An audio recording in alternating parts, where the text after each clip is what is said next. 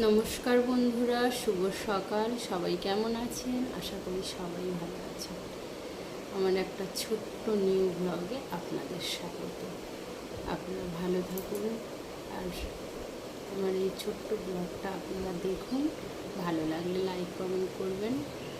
আর মেয়ে কম্পিউটার ক্লাসে যাবে, তাই আমি তাড়াতাড়ি রান্না করছিলাম। মেয়ে পুজোটা দিয়ে দিল। চলুন নিরামিষ পুঁই শাক চচ্চড়ি দেখাবো, খুব ভালো লাগবে। সর্ষে, কাঁচা লঙ্কা আর আদা গোটা জিরে পেস্ট করে নিলাম শিলে। তারপর কড়া গরম করে তেল দিয়ে পুঁই শাকগুলোকে দিয়ে ঢাকা দিয়ে পুরো সিদ্ধ করে নিতে হবে, জল দিলে হবে না, এইভাবে। তারপর নামিয়ে নিয়ে ওই কড়াতে তেল দিয়ে 5 ফোড়ন, তেজপাতা দিয়ে যে মশলাটা পেস্ট করেছিলাম সেটাকে দিয়ে দিতে হবে। যে মশলাটা পেস্ট করেছিলাম সেটাকে দিয়ে ভালো করে নেড়ে নেড়ে তেল বেরিয়ে গেলে যে পুঁই শাকটা সিদ্ধ করে রেখেছিলাম সেটাকে দিয়ে দিতে হবে।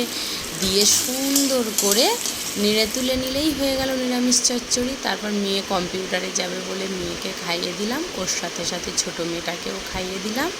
ব্যাস, দুজনার খাওয়া রেডি। খাওয়ার সময় রোজ ছোটোটা ঝামেলা করে। তারপরে এই যে বড়টা বেরিয়ে কম্পিউটারে বেরিয়ে চলে গেল কম্পিউটার ক্লাসে।